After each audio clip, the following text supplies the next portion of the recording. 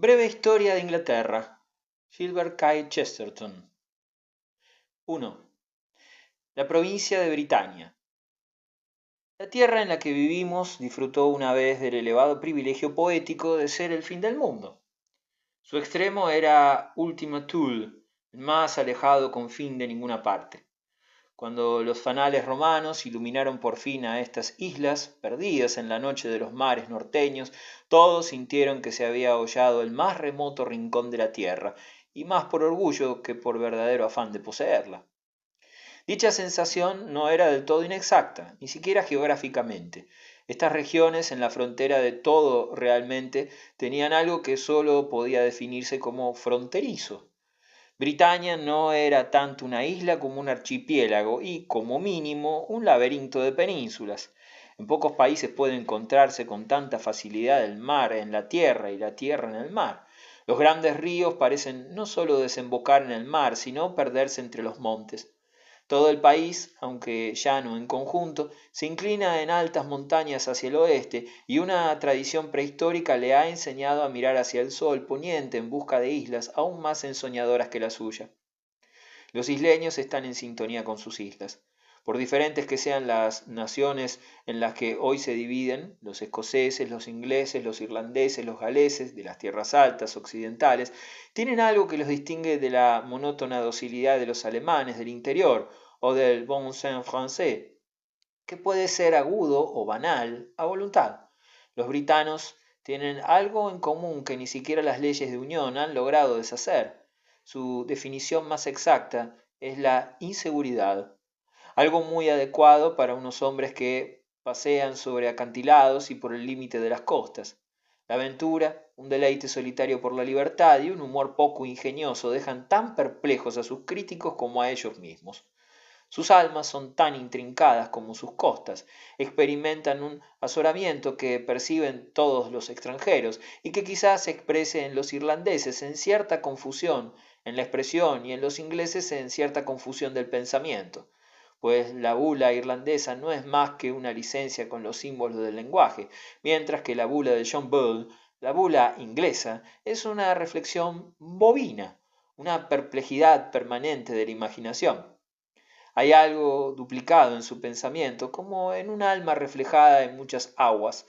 De todos los pueblos son los menos apegados a lo puramente clásico, a esa claridad imperial con la que tan bien se desenvuelven los franceses y tan mal los alemanes, y nada en absoluto los britanos. Son eternos colonos y emigrantes, tienen fama de encontrarse en casa en cualquier país, pero son como exiliados en su propia tierra. Están divididos entre el amor por su hogar y el amor por algo más, cosa de la que el mar podría ser la explicación, o tan solo el símbolo, y que se encuentra también en una canción de cuna sin nombre, que incluye el mejor verso de la literatura inglesa y el estribillo mudo de los poemas ingleses, tras las montañas y más allá. El primer gran héroe racionalista que conquistó Britania, fuese o no el frío semidios de César y Cleopatra, era sin duda un latino entre los latinos, y describió estas islas cuando las encontró, con el seco positivismo de su pluma de acero. Pero incluso el breve informe de Julio César acerca de los britanos nos deja en parte con esa sensación de misterio que no se debe solo a la ignorancia de los hechos. En apariencia estaban gobernados por esa terrible institución que es el clero pagano. Piedras hoy sin forma, aunque ordenadas de forma simbólica, dan fe del orden y el trabajo de quienes las levantaron. Su culto era probablemente un culto a la naturaleza, y aunque semejante base pudiera explicar en parte la cualidad elemental que siempre ha impregnado las artes de la isla, la colisión entre dicho culto y el imperio tolerante sugiere la presencia de algo que suele surgir del culto a la naturaleza, lo sobrenatural. Pero César guarda silencio acerca de casi todas las cuestiones que hoy causan controversia. Guarda silencio acerca de si su lenguaje era céltico, y algunos topónimos incluso permiten insinuar que, al menos en parte, era ya teutónico. Soy incapaz de pronunciarme sobre la verdad de tales especulaciones, pero sí puedo hacerlo sobre su importancia, al menos desde el punto de vista de mis sencillos objetivos, y no hay duda de que su importancia se ha exagerado mucho. César no pretendía proporcionar más que la visión fugaz de un viajero, pero cuando, bastante tiempo después, los romanos regresaron y convirtieron Britania en una provincia romana, siguieron demostrando una peculiar indiferencia hacia las cuestiones que han inquietado a tantos eruditos. Lo que les preocupaba era dar y obtener de Britania lo mismo que habían dado y obtenido de la Galia. No sabemos si los britanos de entonces, y en ese sentido ni siquiera los de ahora, eran íberos, gaélicos o teutónicos. Sabemos que en muy poco tiempo fueron romanos. De vez en cuando se descubre en la Inglaterra moderna algún fragmento de una calzada romana. Esta clase de antigüedades disminuyen más que aumentan la realidad romana. Hacen que parezca muy distante algo que sigue estando muy cerca y que parezca muerto algo que sigue vivo. Es como escribir el epitafio de un hombre en la puerta de su casa. El epitafio será probablemente un elogio, pero a duras penas servirá como introducción personal. Lo verdaderamente importante acerca de Francia e Inglaterra no es que tengan restos romanos, es que son restos romanos. En realidad no se trata tanto de restos como de reliquias, pues siguen obrando milagros. Una hilera de álamos es más una reliquia romana que una hilera de columnas. Casi todo lo que llamamos obras de la naturaleza no han hecho más que crecer como hongos sobre esa obra original del hombre. Y nuestros bosques son como musgo en los huesos de un gigante. Debajo de las semillas de nuestras cosechas y de las raíces de nuestros árboles se encuentran unos cimientos de los que los fragmentos de teja y ladrillo no son más que unos símbolos, y por debajo de los colores de nuestras flores silvestres están los colores de una calzada romana. Britania fue completamente romana durante 400 años, más tiempo del que ha sido protestante y mucho más tiempo del que lleva siendo industrial. Es necesario aclarar en unas pocas líneas lo que se entendía por ser romano, o se nos hará imposible entender lo que ocurrió después, y sobre todo lo que ocurrió justo después.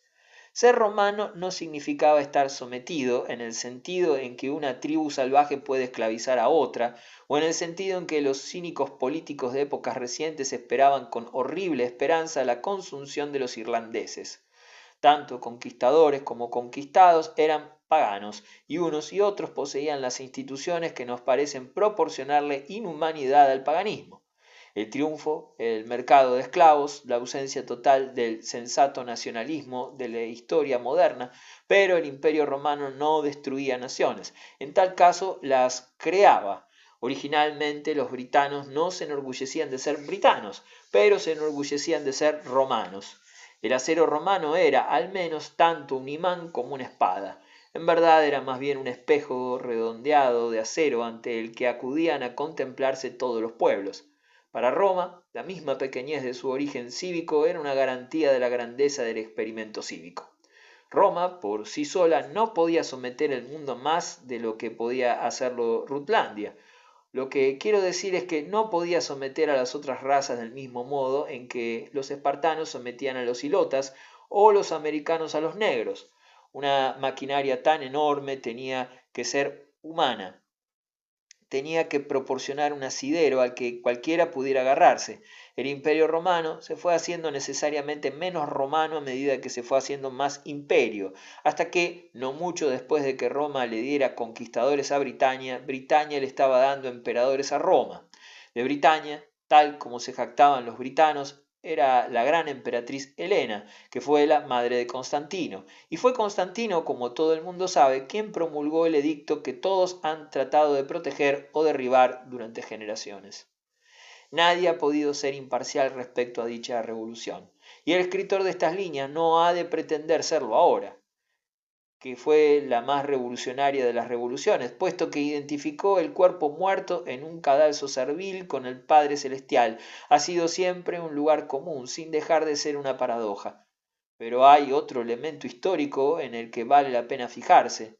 No hay por qué insistir en la importancia de su esencia, pero es muy necesario comprender por qué incluso la Roma precristiana conservó un halo místico para todos los europeos durante tanto tiempo. Dicho punto de vista culminó, quizás, en Dante, pero perduró durante todo el medioevo y, en consecuencia, sigue obsesionando a la modernidad. A Roma se la veía igual que al hombre, poderosa aunque caída, porque era lo más elevado que había hecho el hombre. Era divinamente necesario que el imperio romano triunfara, aunque solo fuera para poder fracasar después. Por ello, la escuela del Dante implicaba la paradoja de que los soldados romanos mataran a Cristo no solo por derecho, sino por derecho divino. Para que la ley pudiera fracasar al enfrentarse a la prueba suprema, tenía que ser una ley real y no una simple ilegalidad militar. De modo que Dios obró tanto a través de Pilatos como de Pedro. Por eso el poeta medieval se empeña en mostrar que el gobierno romano era simplemente un buen gobierno y no una usurpación. El punto crucial de la revolución cristiana se basaba en sostener que el buen gobierno era tan nefasto como el malo. Ni siquiera el buen gobierno era lo suficientemente bueno como para distinguir a Dios entre unos ladrones. Esto no solo tiene importancia porque implica un cambio colosal en la conciencia. La caída del paganismo se basa en la completa suficiencia de la ciudad o del Estado. Promulgó una especie de gobierno eterno en torno a una rebelión eterna. Debemos recordarlo constantemente durante la primera mitad de la historia inglesa, pues ese es el significado de las luchas entre los reyes y el clero. El doble gobierno de la civilización y la religión perduró, en cierto sentido, durante generaciones, y antes de que aparecieran los primeros contratiempos, debe considerarse como sustancialmente igual en todas partes. En cualquier caso, terminó en gran medida en un estado de igualdad. Desde luego existía la esclavitud, como había existido en la mayoría de los estados democráticos de la antigüedad, y existía también el áspero oficialismo, como en la mayoría de los estados democráticos de nuestra época. Pero no había nada parecido a lo que conocemos en la época moderna por aristocracia, y mucho menos a lo que entendemos por dominación racial, por lo que se refiere a los cambios experimentados por esa sociedad con sus dos niveles de ciudadanos iguales y esclavos iguales. El único destacable fue el lento crecimiento del poder de la Iglesia a expensas del poder del imperio. Es muy importante comprender que la gran excepción a la igualdad, la institución de la esclavitud, se vio lentamente modificada por ambas causas. Perdió empuje tanto por el debilitamiento del imperio como por el reforzamiento de la Iglesia. Para la Iglesia, la esclavitud no era un problema doctrinal, sino un esfuerzo de la imaginación. Aristóteles y los sabios paganos que habían definido las artes serviles o utilitarias habían considerado el esclavo como una herramienta, un hacha para cortar madera o cualquier cosa que fuese necesario cortar. La Iglesia no condenaba la acción de cortar, pero se sentía como si estuviera cortando cristal con un diamante, y le obsesionaba el recuerdo de que el diamante es mucho más precioso que el cristal. Así, el cristianismo no podía basarse en la simple concepción del paganismo de que el hombre estaba hecho para trabajar, dado que el trabajo tenía mucho menos importancia inmortal que el hombre. En esta época de la historia de Inglaterra suele situarse la anécdota de Gregorio el Grande, y tal vez sea esa la mejor forma de entenderla. Según la teoría romana, los esclavos bárbaros eran considerados cosas útiles. El misticismo del santo prefirió considerarlos ornamentales, y su non angli sed angeli significaba más bien no esclavos sino almas. Viene al caso recordar de pasada que en el país moderno más colectivamente cristiano, Rusia, a los siervos siempre se les ha llamado almas. La frase del gran pontífice, por manida que resulte, tal vez sea el primer vislumbre de los halos dorados del mejor arte cristiano. Así, la Iglesia, cualquiera que fuesen sus otros errores, favoreció, según su propia naturaleza, una mayor igualdad social, y es un error histórico suponer que la jerarquía eclesiástica colaboró con las aristocracias o llegó a ser un todo con ellas. Era una inversión de la aristocracia. Desde su visión ideal, al menos, los últimos iban a ser los primeros. La paradoja irlandesa que dice que un hombre es tan bueno como otro y mucho mejor, contiene, como sucede con muchas contradicciones, una verdad, la verdad que servía de vínculo entre el cristianismo y la ciudadanía. El santo es el único de entre los seres superiores que no oprime la dignidad de los otros. No es consciente de su superioridad, pero es más consciente de su inferioridad que los demás. Mientras 1 millón de pequeños clérigos y monjes iban royendo como ratones las ligaduras de la antigua servidumbre, seguía su curso otro proceso que aquí hemos llamado el debilitamiento del imperio. Se trata de un proceso que resulta muy difícil de explicar, incluso en nuestros días, pero que afectó a todas las instituciones de todas las provincias, en particular a la institución de la esclavitud. Y de todas las provincias fue en Britania que estaban en la frontera o incluso más allá, donde su efecto fue mayor. El caso de Britania, no obstante, no puede considerarse aisladamente. La primera mitad de la historia inglesa se ha vaciado de significado en las escuelas al tratar de explicarla sin referencias al conjunto de la cristiandad de la que formaba parte orgullosamente. Acepto sin recato la verdad contenida en la pregunta del señor Kipling cuando dice ¿qué van a saber de Inglaterra quienes solo conocen Inglaterra? Y solo diciendo de él en que el mejor modo de ensanchar las ideas sea el estudio de Wagga Wagga y Tumbuctú. Se hace, por tanto, necesario, aunque resulte muy difícil, ofrecer en pocas palabras una idea de lo que le aconteció a toda la raza europea. Roma, que había edificado aquel mundo tan fuerte, era en realidad su eslabón más débil. El centro se había ido desdibujando y terminó por desaparecer. Roma había liberado al mundo tanto como lo había sometido y ahora era incapaz de someterlo por más tiempo. Salvo por la presencia del Papa, con su prestigio sobrenatural en constante aumento, la ciudad eterna se transformó en una de sus ciudades de provincias. El resultado fue un leve localismo y no un amotinamiento intelectual. Había anarquía, pero no rebelión, pues toda rebelión debe sustentarse en unos principios y, por tanto, para quienes sean capaces de pensar, en una autoridad. Gibbon tituló su gran espectáculo en prosa La decadencia y caída del Imperio Romano. El imperio declinó, desde luego, pero no cayó.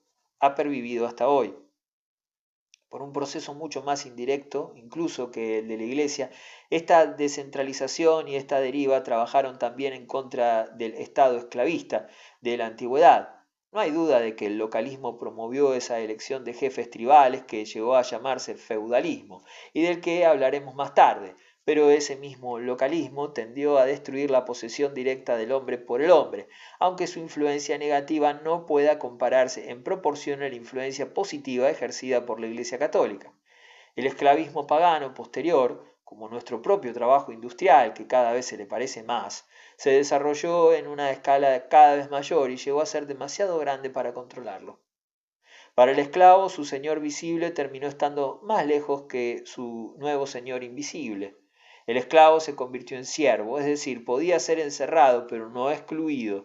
En cuanto pasó a pertenecer a la tierra, era cuestión de tiempo que la tierra le perteneciera a él. Incluso, en el antiguo y más bien ficticio lenguaje sobre la propiedad de los esclavos, hay una diferencia. La diferencia entre que un hombre sea considerado como una silla o como una casa. Canuto podía reclamar su trono, pero si lo que quería era su salón del trono, tenía que ir a conquistarlo él mismo. Del mismo modo podía pedirle a su esclavo que corriera, pero sólo podía pedirle a su siervo que se quedara donde estaba. Así, los dos lentos cambios de la época tendieron ambos a transformar a la herramienta en hombre. Su estatus comenzó a tener raíces y todo lo que tiene raíces termina por tener derechos. En todas partes el declive implicó una descivilización, el abandono de las letras, las leyes, los caminos y los medios de comunicación y la exageración caprichosa del color local. Pero en los confines del imperio dicha descivilización llevó a la más pura barbarie, debido a la presencia de vecinos salvajes dispuestos a destruir tan ciega y sordamente como el fuego destruye las cosas.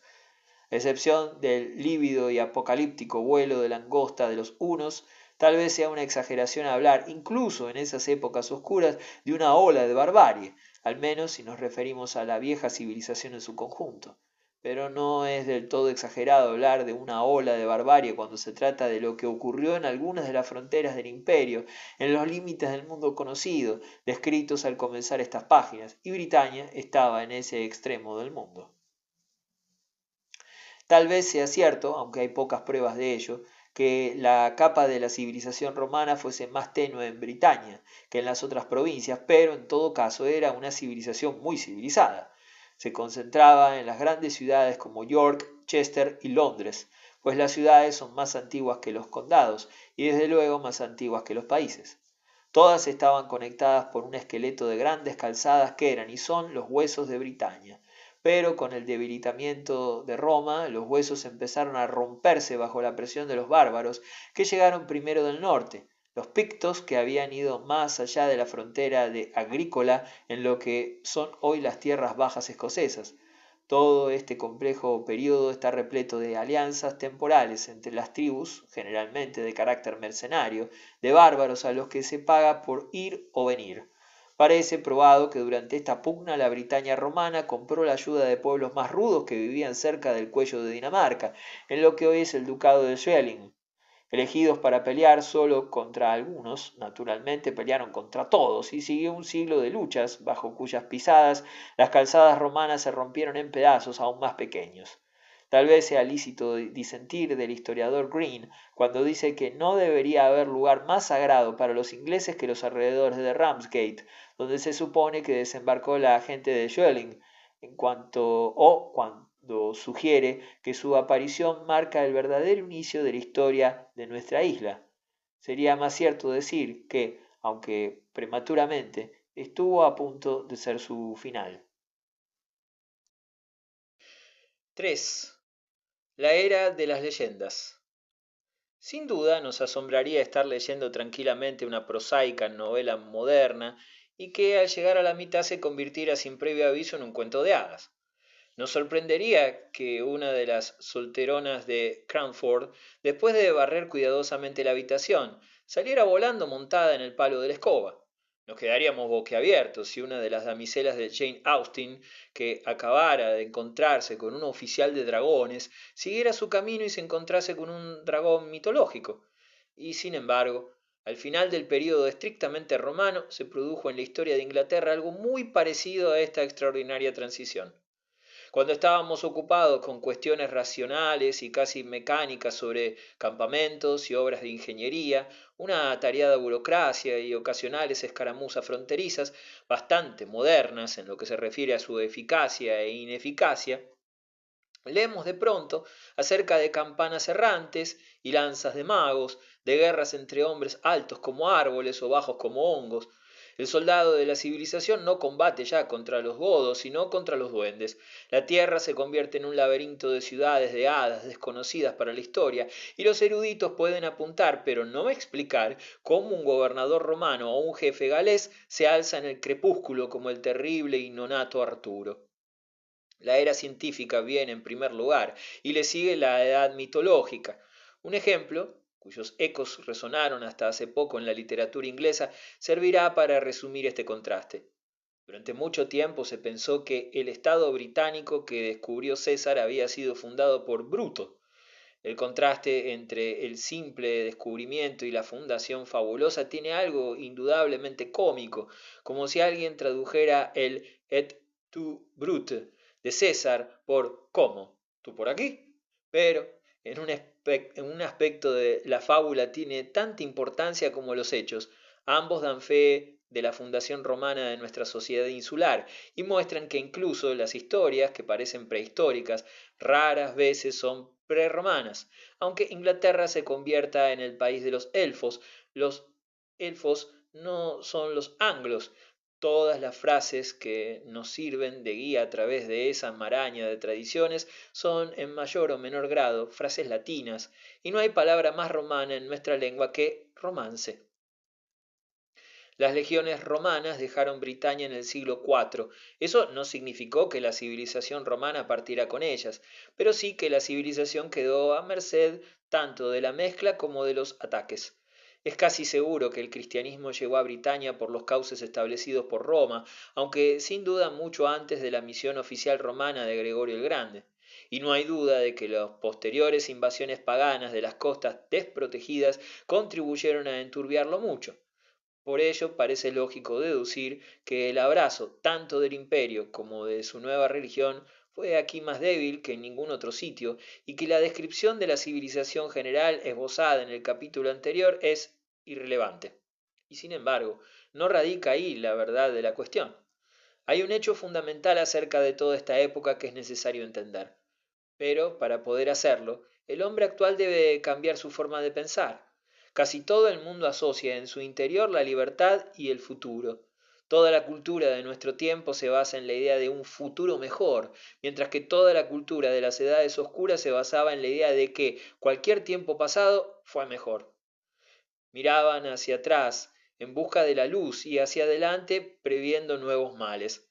En nuestro tiempo se ha producido una batalla entre la fe y la esperanza que tal vez deba ser resuelta por medio de la caridad, pero la situación era distinta entonces. Esperaban, sí, pero podría decirse que esperaban el ayer. Todos los motivos que impulsan hoy al hombre a ser progresista le empujaban a ser conservador en aquel tiempo. Cuanto más pudiera conservar del pasado, más podría disfrutar de una ley justa y de un Estado libre. Cuanto más se diera al futuro, más tendría que soportar la ignorancia y los privilegios. Lo que hoy llamamos razón formaba un todo con lo que suele llamarse reacción, y esta es la clave para entender las vidas de todos los grandes hombres de las edades oscuras. De Alfredo, de Beda, de Dunstano, el republicano más extremista de hoy trasladado a aquella época sería un papista o incluso un imperialista radical, porque el papa era lo único que quedaba del imperio y el imperio era lo poco que quedaba de la república.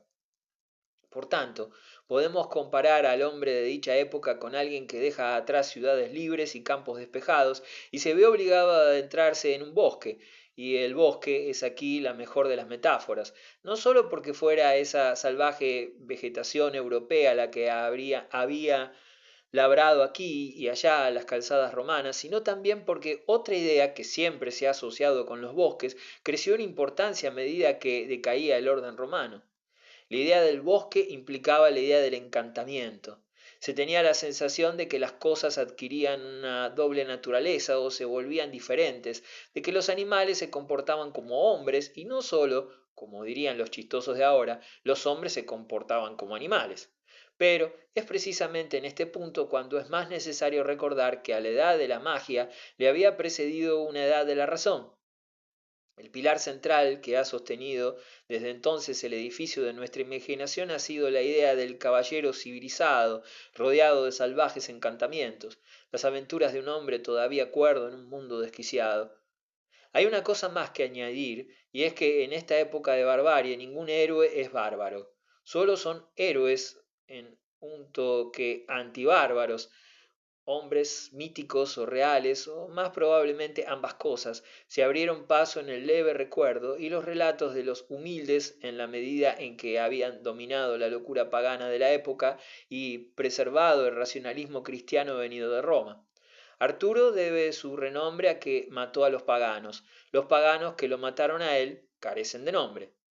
Los ingleses, que desconocen por completo la historia inglesa y aún más la historia irlandesa, seguro que han oído hablar alguna vez de Brian Boru, aunque ellos lo pronuncien Boru, y tengan la vaga sensación de que se trata de una broma cuya sutileza nunca habrían podido apreciar si el rey Brian no hubiera vencido a los paganos en la gran batalla de Clontarf.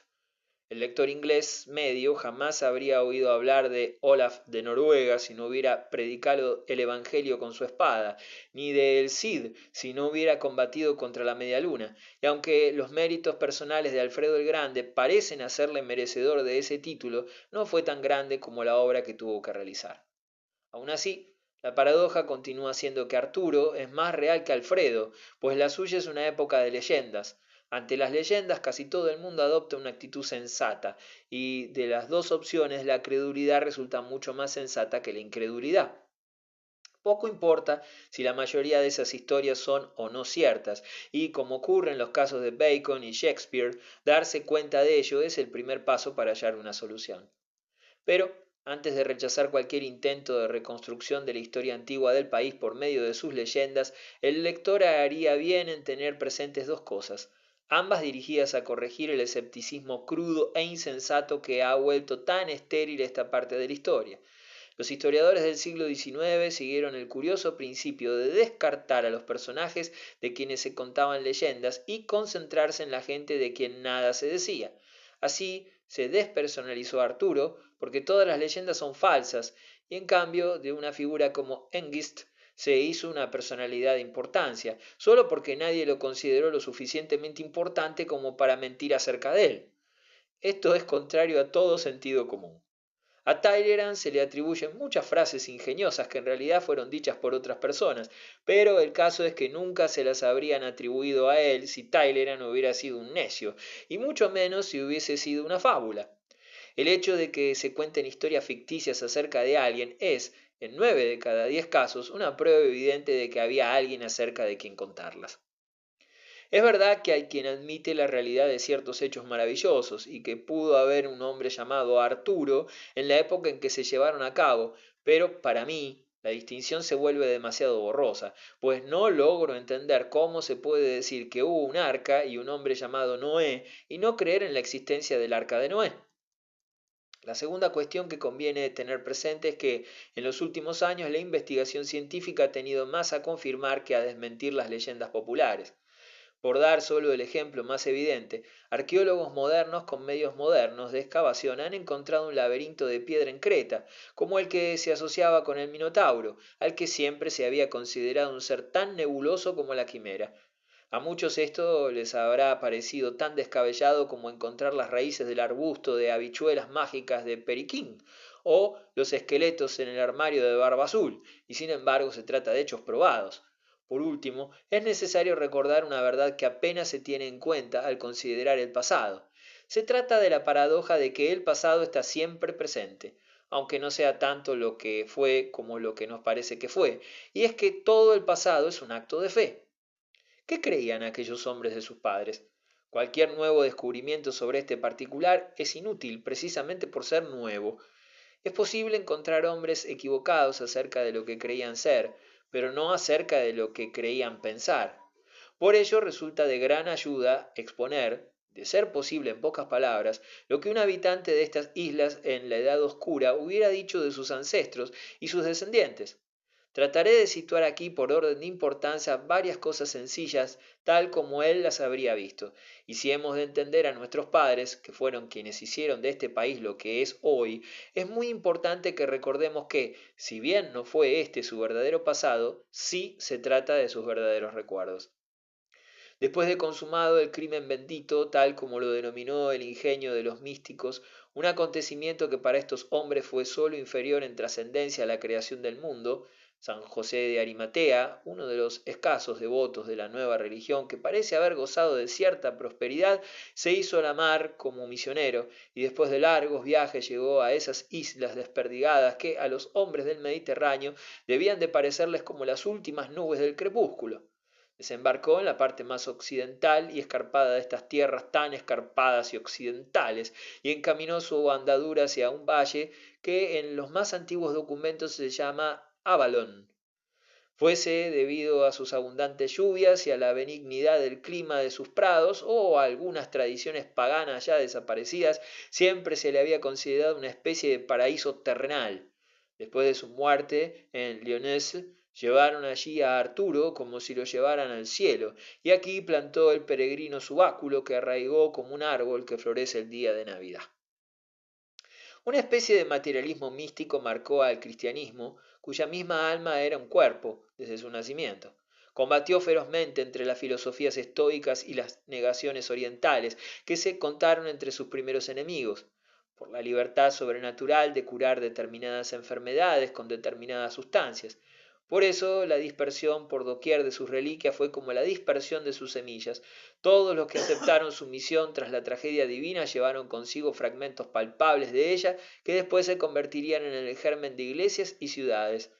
San José llevó a ese altar de Avalon, que hoy conocemos como Glastonbury, la copa que había contenido el vino de la última cena y la sangre de la crucifixión, y que llegó a convertirse en el centro de todo un universo de leyendas y fábulas, no sólo en Britania, sino también en Europa.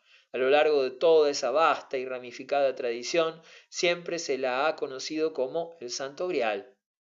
Su contemplación fue la especial recompensa de ese círculo de poderosos paladines que comían con el rey Arturo alrededor de la mesa redonda, símbolo de la heroica camaradería que después imitarían o inventarían las órdenes de caballería medievales. Tanto la copa como la mesa son emblemas esenciales en la psicología del experimento caballeresco. Una mesa redonda no sólo implica universalidad, sino igualdad.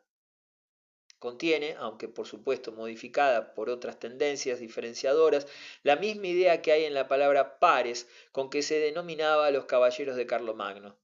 En ese sentido, la mesa redonda es tan romana como el arco de medio punto, que también podría servirnos como símbolo. pues en lugar de tratarse de una roca apoyada bárbaramente sobre las demás, el rey era más bien la piedra clave de un arco. Pero a esta tradición de dignidades iguales se le añadió algo sobrenatural que provenía de Roma, pero no era romano. El vislumbre de un cielo que parecía tan maravilloso como un país de encantamiento, el cáliz volador que se le ocultó al héroe más encumbrado, y se le apareció un caballero que era poco más que un niño. Con derecho o sin él, esta leyenda hizo de Britania durante muchos siglos un país con un pasado caballeresco. Britania había sido un espejo de la caballería universal, hecho o fantasía que habría de tener enorme importancia en los sucesos venideros y en particular durante las invasiones bárbaras. Desde luego, esta y otras innumerables leyendas están enterradas tras la maraña de tradiciones populares que engendraron, y resulta tanto más difícil para la imaginación moderna comprenderlas en cuanto que nuestros padres estaban familiarizados con ellas y solían tomarse libertades. Es muy probable que los versos que dicen cuando el buen rey Arturo señoreaba estas tierras, era un rey noble y robó 6 celemines de cebada, se acerquen más al espíritu medieval que la aristocrática majestuosidad de Tennyson. Pero conviene recordar una última cosa acerca de estas chanzas de la imaginación popular, y es algo que deberían tener muy presente quienes viven solo de documentos y desprecian la tradición. Por descabellado que pueda parecer prestar crédito solo a cuentos de viejas, no lo será tanto como los errores que acarrea el fiarse tan solo de las pruebas escritas cuando éstas no resultan suficientes. Pues bien, todos los testimonios escritos acerca de la primera parte de nuestra historia cabrían en un pequeño librito. Se mencionan muy pocos detalles y no se explica ninguno. Un hecho aislado y carente de la clave que proporciona el pensamiento de sus contemporáneos será, pues, mucho más engañoso que cualquier fábula. Conocer qué palabra escribió un escriba arcaico sin estar seguros de lo que quería decir con ello puede llevar a resultados literalmente demenciales. Así, por ejemplo, parece una imprudencia aceptar la historia de que Santa Elena no sólo era originaria de Colchester, sino también hija del viejo rey Cole, pero no lo es tanto como lo que algunos pretenden deducir del estudio de los documentos. Es cierto que los naturales de Colchester veneraban a Santa Elena y puede que tuvieran un rey llamado Cole. De acuerdo con la tradición más creíble, el padre de la santa fue un tabernero, y el único acto de Cole que recogen las crónicas encaja bien con dicha profesión.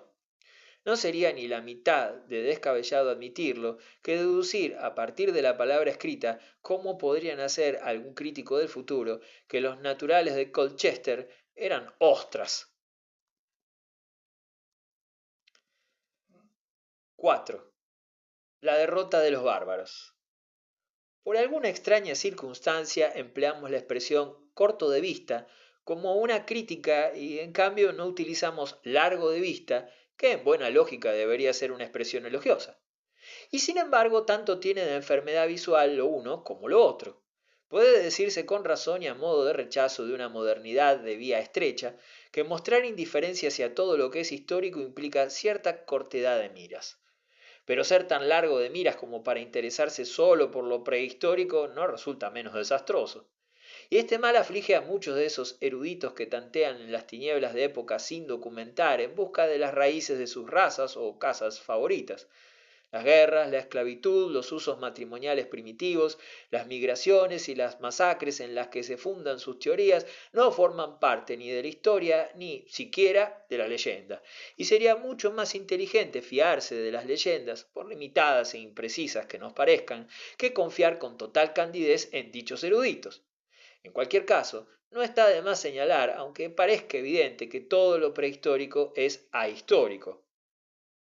Pero hay otra manera en la que puede emplearse el sentido común para criticar ciertas teorías raciales descabelladas.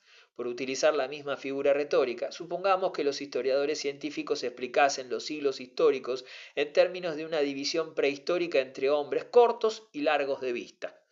Podrían citar ejemplos e ilustrarlos. Sin duda, explicarían esa peculiaridad lingüística que mencioné al principio, diciendo que los cortos de vista eran una raza conquistada, por lo que su nombre habría adquirido connotaciones negativas. Nos proporcionarían vívidos retratos de violentas luchas tribales, nos mostrarían cómo los largos de vista, siempre salían derrotados de las batallas cuerpo a cuerpo con hachas y cuchillos, hasta que, con la invención del arco y las flechas, la ventaja recayó sobre los largos de vista, y sus enemigos murieron a cientos bajo sus dardos.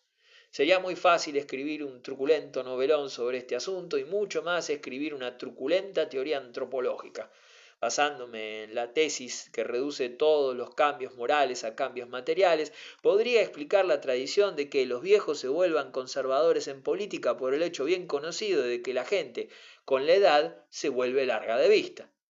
Pero creo que algo en esa teoría nos turbaría tanto a nosotros como, suponiendo que tal cosa sea posible, a los mismos historiadores científicos.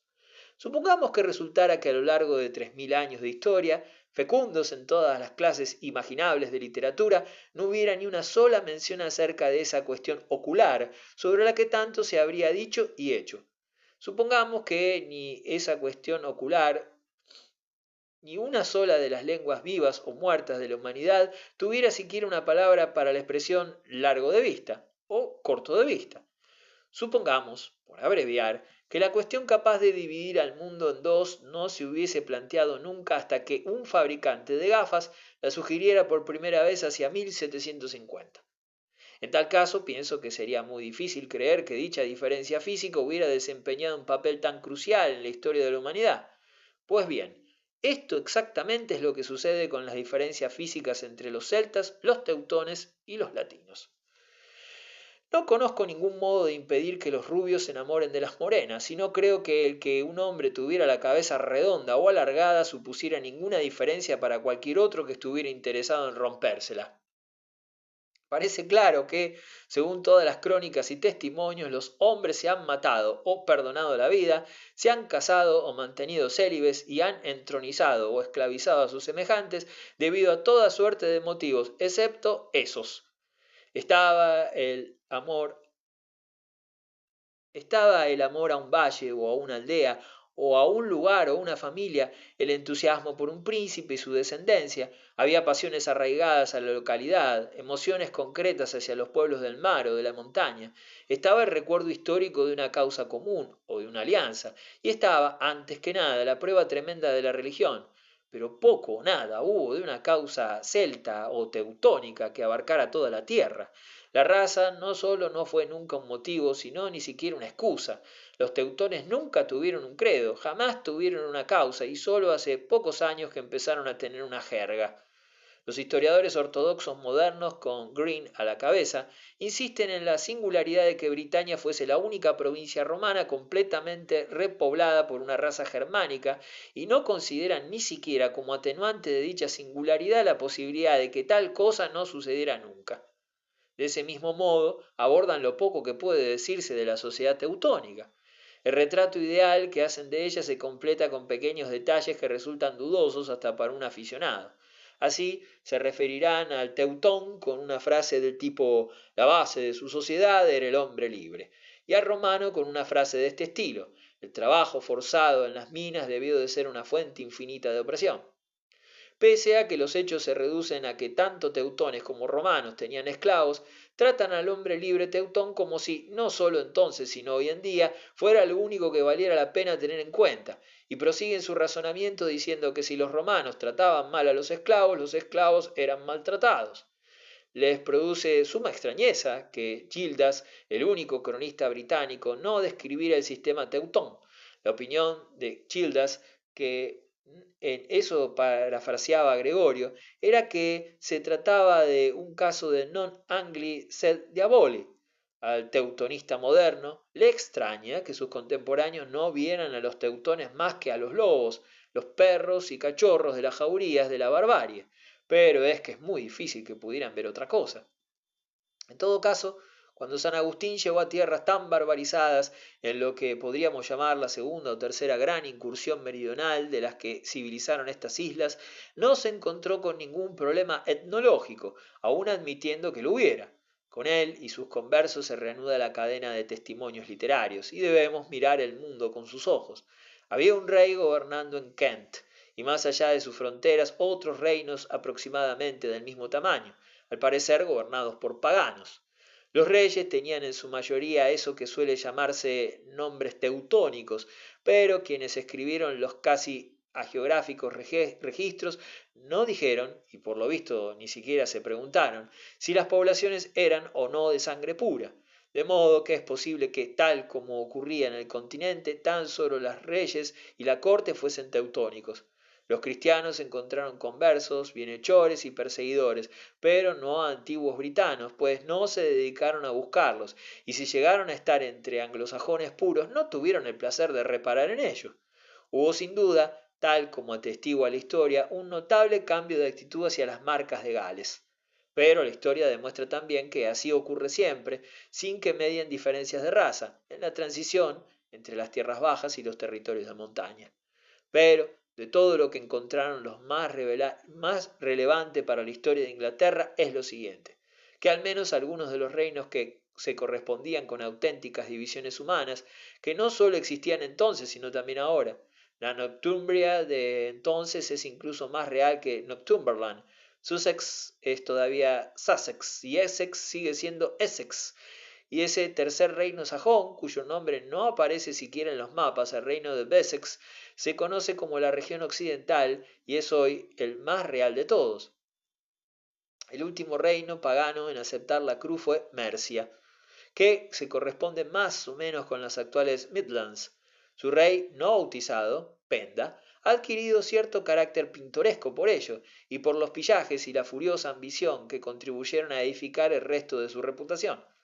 Tanto que el otro día uno de esos místicos dispuestos a creer en todo salvo en el cristianismo propuso en Ellen continuar la obra de Penda, aunque por fortuna no a gran escala. Hoy es imposible y tal vez innecesario averiguar en qué creía o dejaba de creer el príncipe, pero el hecho de que el último bastión fuese un reino del interior no carece de importancia. El aislamiento de los mercios pudo deberse tal vez al hecho de que el cristianismo avanzó desde las costas orientales y occidentales.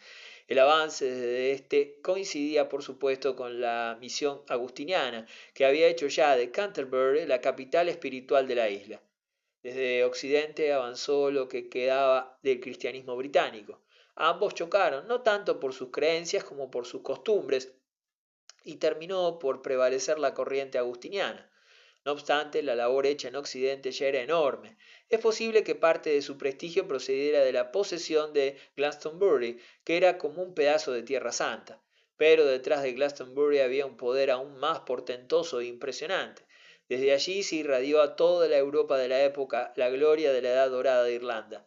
Allí los celtas se convirtieron en los clásicos del arte cristiano, iniciado con el libro de Kells, 400 años antes de tiempo. Allí el bautismo de un pueblo entero había sido un festival popular tan espontáneo que hoy casi nos parece una merienda campestre, y de allí partieron multitudes entusiastas del Evangelio que casi literalmente corrían a anunciar la buena nueva. Conviene tener eso presente al considerar el destino doble y oscuro que nos ha unido a Irlanda, pues hay quien ha arrojado dudas sobre una unidad nacional que no fue desde el principio una unidad religiosa. Pero si Irlanda no fue un reino es porque fue en realidad un obispado. Irlanda no fue convertida, sino creada por el cristianismo, igual que se erige la piedra fundacional de una iglesia, y todos sus elementos se reunieron bajo el manto protector del genio de San Patricio. Fue más individual porque para ella la religión era mera religión, sin ninguna de las ventajas seculares. Irlanda nunca fue romanizada y siempre fue católica y romana. Pero esto también es aplicable, aunque en menor grado, a nuestro objeto de estudio más inmediato. Es una paradoja característica de la época que sólo las cosas no mundanas tuvieran éxitos terrenales. La política es una pesadilla. Los reyes son débiles y los reinos inestables, y sólo pisamos tierra firme cuando entramos en el terreno consagrado. Las ambiciones materiales no solo son siempre infructuosas, sino que casi nunca llegan a cumplirse. Los castillos son todos castillos en el aire, solo las iglesias están construidas en el suelo. Los visionarios son los únicos hombres prácticos, como ocurre con esa institución extraordinaria, el monasterio, que fue, en muchos sentidos, clave en nuestra historia. Llegaría un tiempo en el que los arrancarían del país con llamativa y minuciosa violencia, por lo que el lector solo puede formarse una idea muy vaga de ellos y de la época en la que funcionaron. Por eso resulta indispensable dedicar unas palabras, incluso en estas páginas, a su naturaleza primordial. En el tremendo testamento de nuestra religión hay ciertos ideales que parecen más terribles que impíos y que, en los últimos tiempos, han originado sectas no menos terribles, que profesan una perfección casi inhumana en ciertos aspectos, como en el caso de los cuáqueros, que renuncian al derecho de defenderse, o de los comunistas, que renuncian a cualquier posesión personal. Con razón o sin ella, la Iglesia cristiana consideró desde el principio esas visiones como aventuras espirituales propias de los más aventurados y las reconcilió con la vida humana normal al definirlas como especialmente buenas, sin admitir que apartarse de ellas fuese necesariamente malo. Adoptó el punto de vista de que en el mundo, e incluso en el mundo religioso, tiene que haber de todo, y utilizó al hombre que optaba por renunciar a las armas, a la familia o a la propiedad como una especie de excepción que confirmaba la regla. Y lo más curioso es que la confirmaba. Ese mismo iluminado que renunciaba a ocuparse de sus negocios acabó convirtiéndose en el hombre de negocios de su época. La propia palabra monje constituye en sí una revolución, pues significa soledad y llegó a significar comunidad e incluso podríamos decir sociabilidad. Lo que sucedió fue que la vida comunal se convirtió en una especie de amparo y refugio para la vida individual, un hostal para todo tipo de hospitalidad. Después veremos cómo esa misma función de la vida comunal se trasladó a las tierras comunales. Es difícil hacerse una idea de ello en unos tiempos tan individualistas, pero todos conocemos el caso de algún amigo de la familia que nos echa una mano y se mantiene apartado como una hada madrina. Asegurar que monjes y monjas fueron para la humanidad una especie de liga santificada de parientes cercanos es más que una simple ligereza, y decir que hicieron todo aquello que nadie estaba dispuesto a hacer ha llegado a ser un lugar común. Las abadías llevaron el diario del mundo, se enfrentaron a las plagas de la carne, enseñaron las primeras artes técnicas, preservaron la literatura pagana y por encima de todo, mediante el perpetuo entramado de la caridad, mantuvieron a los pobres muy lejos de su moderno estado de desesperanza. Todavía hoy nos parece necesario mantener una reserva de filántropos, pero confiamos en hombres que se han enriquecido y no en hombres que han decidido empobrecerse. Por último, los abades y abadesas eran cargos electivos, introdujeron el gobierno representativo desconocido para la democracia antigua, que encierra en sí mismo una idea semisacramental. Si pudiéramos contemplar nuestras propias instituciones desde el exterior, veríamos que la sola idea de convertir a 1000 hombres en un solo gran hombre y encaminarlo a Westminster no es sólo un acto de fe, sino un cuento de hadas. La fructífera y eficaz historia de Inglaterra anglosajona podría reducirse casi por entero a la historia de sus monasterios. Palmo a palmo y casi hombre a hombre ilustraron y enriquecieron el país. Y entonces, a principios del siglo IX, se produjo un cambio, súbito, como un parpadeo, que hizo pensar que toda su obra había sido en vano.